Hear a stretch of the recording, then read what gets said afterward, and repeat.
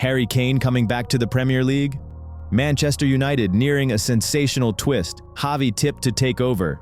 Karim Benzema eyeing a European return after his Saudi spell, and Arsenal planning to break the bank for Real Sociedad's starman. All that and loads more in today's episode.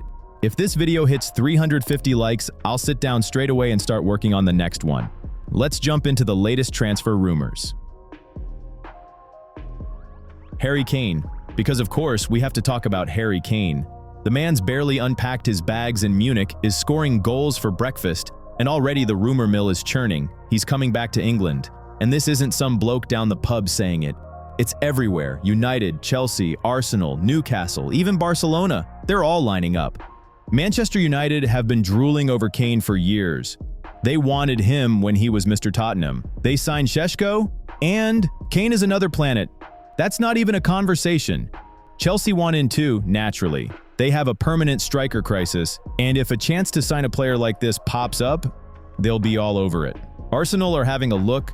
Newcastle are having an even bigger look. And in Spain, Barca are thinking, Lewandowski's getting on a bit. Time to find the heir. Who better than Kane?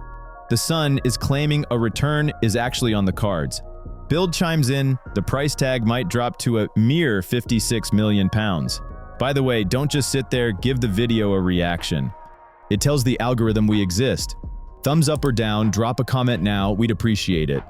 Right? This is where it gets properly interesting. Harry's contract runs to 2027, but there's a catch. He can only trigger a move if he gives the club notice by the end of January. Meaning, he has to make up his mind very, very soon. Now for Bayern's side of things, they've got Jackson on loan. If they decide they want to keep him, the whole attacking setup changes. Does that make Kane the odd one out? It sounds insane, given his numbers, 26 goals in 31 league games. Nearly a goal a game for the club. He's already got 10 goals and 3 assists this season. How do you just let that walk away? But this is modern football, where logic often takes a holiday. And Kane's main reason for all this drama? The Premier League record. He's only 48 goals away to take that final step into the history books. It's the kind of legacy you'd actually throw it all away for. Pundit Christian Falk says it bluntly, that record is the only reason he would come back. And then there's Tottenham. Oh yes, Thomas Frank has already said he'd be happy to have him back. The issue is cash. His wages at Bayern are a reported £400,000 a week. Can Spurs find that down the back of the sofa? That's the big question. But their new owners want to make a splash, and the return of the king would be quite the splash. So in the end, it all comes down to this. Does Kane knock on Bayern's door before January and say, I want out? If he does, all hell breaks loose. United, Chelsea, Arsenal, Newcastle, Barca, Spurs, a royal rumble. If he says nothing, it's another year of bratwurst. And it's that will he, won't he that makes it all so juicy. He's happy in Munich, he's the main man, he's scoring, but home is pulling.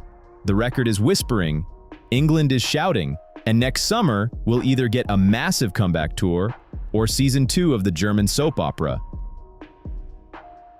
So, the Frenkie de Jong story, the one that's felt longer than a VAR check, is apparently finally over, and it's actually a happy ending for Barcelona. The club, it seems, has finally twisted the Dutchman's arm, and he's agreed to stick around until 2029. And the most important part, you'll want to hear this, on a pay cut. Just a few months ago, this was all going nowhere. Talks were dead, especially after Frenkie got a new agent. But in a surprise twist, that's exactly what sorted it. The second Sebastian Ledeur got on the case, the whole thing went into hyperdrive.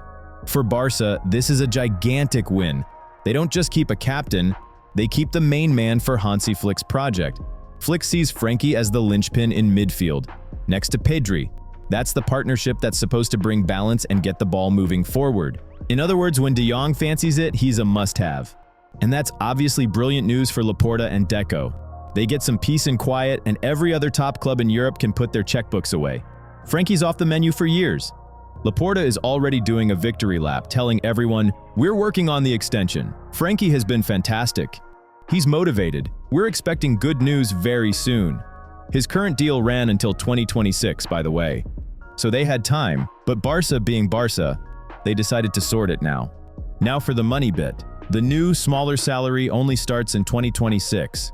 And of course, they'll pay him all the money they already owe him, including those deferred COVID wages. The word is Frenkie himself was dead set on staying. He's happy with the manager, happy with the team. He's a captain now. Despite the constant rumors, he's always said the same thing: I'm staying at Barcelona. People had their doubts, especially last season when the team looked fine without him. But with Flick in charge, he's back to being the safest bet for the middle of the pitch. So it looks like this time we can actually call it a day. Karim Benzema and Jose Mourinho could be set for a reunion. Picture the scene: Lisbon, the Estadio da Luz, and out walks a 37-year-old Frenchman who, until recently, was earning more than half the Portuguese league combined. Sounds absurd? Perhaps. But it's the exact scenario being discussed behind the scenes right now. According to Ekrem Konur, Mourinho is seriously pushing for Benfica to sign his old charge from their Madrid days. Karim is currently at Al Ittihad, but with his contract up next year, the Saudis are reportedly willing to let the striker go for a token fee of 5 to 7 million euros. The football maths is simple: get something for him now or lose him for free in a year. On the surface, it seems logical. For Benfica, it's a chance to bring a Ballon d'Or winner to Lisbon, a true Real Madrid legend and one of the best strikers of the 21st century. For Mourinho, it's a massive statement signing. What other club in Portugal could boast a figure like that up front? But this is where the club could hit a major problem. Benzema currently earns, get this, around £83 million a year. That's almost £1.6 million a week. Now imagine Benfica at the negotiating table saying, "Look, Karim mate, we've got a wage cap, so the best we can do is £3 to £4 million a year." The contrast is just astronomical. Why would the Frenchman take a 20-fold pay cut? For Mourinho's ambition to have one last run in Europe, it's a long shot. And let's not forget his age. Karim turns 38 in December. In Saudi Arabia, he can comfortably see out his days scoring for fun and collecting a career achievement contract. But in Portugal, they'll demand 100% commitment, running, pressing, carrying the team. It's not the kind of league where you can just coast on class alone. The question is, can Benzema still do it at that age? The answer is probably no. Of course, there's the flip side. For Benfica, a 5 to 7 million euro transfer fee is practically a freebie, given the current market for forwards. Bringing in a Ballon d'Or winner, even an aging one, is a huge marketing win. Tickets, shirts, media attention, it all pays for itself. But from a purely sporting perspective, the benefits aren't so clear. Mourinho, it seems, just wants a familiar face he trusts in the dressing room. For him, Karim isn't just a striker. He's the man he once brought out of the shadows at Real Madrid. Maybe it's nostalgia for Jose, an attempt to rally his trusted soldiers around him again. But objectively, Benfica have more rational options on the market. There are plenty of free agents and older players in Europe who wouldn't cost the club a fortune. And that brings us to the main question: what will win out? Mourinho's desire to reunite with an old friend, or the common sense that says this transfer is too expensive and questionable on the pitch? Most likely, Karim will see out his contract in Saudi Arabia and then decide his next move. Maybe he'll choose the US, maybe Qatar, or maybe he'll just hang up his boots. But the idea of him stepping out in a Benfica shirt this winter sounds like a nice story, but a highly unrealistic one.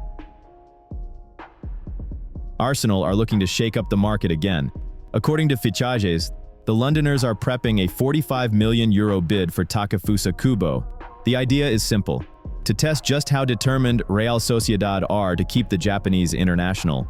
Officially, Kubo's contract has a €60 million release clause, and the Basque club are unlikely to even entertain a discount. But the Gunners want to apply some pressure, especially given their current squad situation. Mikel Arteta got 8 new players this summer. The club spent more than anyone else in the Prem, and their net spend was the highest in the league. They signed Ebereki Eze, Victor Gyökeres, Noni Madueke, and a few other players for rotation. The most talked about signing was Madueke, of course, because he was meant to ease the load on Bukayo Saka and lock down the right wing. But just a couple of weeks after a brilliant debut, the Englishman is out with a knee injury for almost 2 months. And that's where the question came from.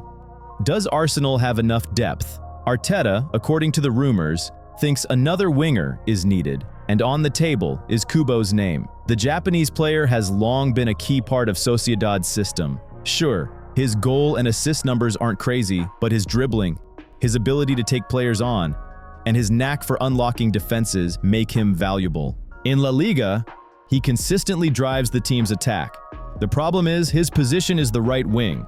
And that's exactly where Arsenal already have Saka and Madueke. Pumping another 60 million euros into that spot is a questionable move. On the other hand, you can't ignore injuries and the need for options. Kubo could give the team an extra bit of pace and unpredictability, something the Londoners sometimes lack, especially at the Emirates when opponents park the bus. Right now, Arsenal want to offer 45 million euros.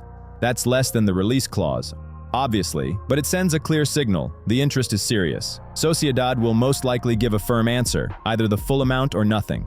For them, Kubo is a strategic player. The real question is this: should Arsenal spend another huge sum specifically on a winger when there are other positions that need work?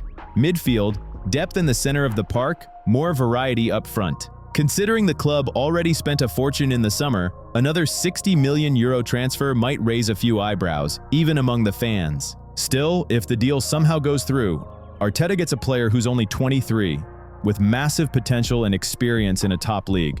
And this could be another step in their ambitious plan, not just to fight for the title in England, but to be real contenders in Europe. So it's a tricky one. On one hand, it's a questionable priority and a hefty price tag. On the other, it's a chance to sign a player who could provide that exact spark Arsenal sometimes miss. The decision is now up to the board. Take the risk and pay up, or look for a more logical reinforcement. One thing's for sure, Kubo is going to be one of the most talked about names in the January transfer window. It's never a dull moment at Manchester United, is it? Ruben Amorim has barely warmed the seat, and rumor has it they're already looking for his replacement. That win against Chelsea? Just a temporary breather, apparently. El Nacional reports the Portuguese has been given an ultimatum.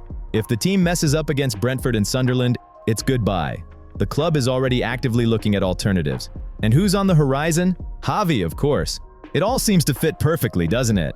Sir Jim Ratcliffe just said he wants to grow their own talent, not splash crazy money on foreign stars. And Javi is known for working with youth and nurturing talent. Plus, he showed at Barca he can get results in the midst of complete chaos and with a thin squad, though it cost him his own peace of mind. Which brings us to the main question: why would he even want it? After all that hell at Barcelona, to willingly jump into an even bigger cauldron at Manchester. It makes me look at my own analytics and ask the same question: why do you need the hassle of manually searching for my new videos every time? I can see you keep coming back. Do yourself a favor, spare yourself the unnecessary suffering, unlike Javi, and just hit subscribe and the notifications bell. It's easier than winning the league with United, I promise. Javi himself, by the way, is in no rush. He's sticking to his plan. Take a break and get back to work no earlier than 2026. He told The Athletic straight up, "I need a proper project." Something like, "You have 4 years to build a team. 4 years at the current Man United? Sounds like science fiction. Managers don't last that long there." That said, Javi makes no secret that he loves the passion of the Premier League and would happily work there. Well, obviously words like that are music to the ears of the English tabloids and the United bosses. So, it's a stalemate. The United board sees Amorim's shaky position as a chance to lure in a big name. Javi, on the other hand, wants a long-term project that United can hardly guarantee. But if this strange union ever happens, the Spaniard will surely try to bring back an attacking philosophy and stability. The only question is whether they'll give him the time, or if he'll suffer the same fate as his predecessors. After all, he managed 143 matches at Barca and won La Liga. That's got to count for something.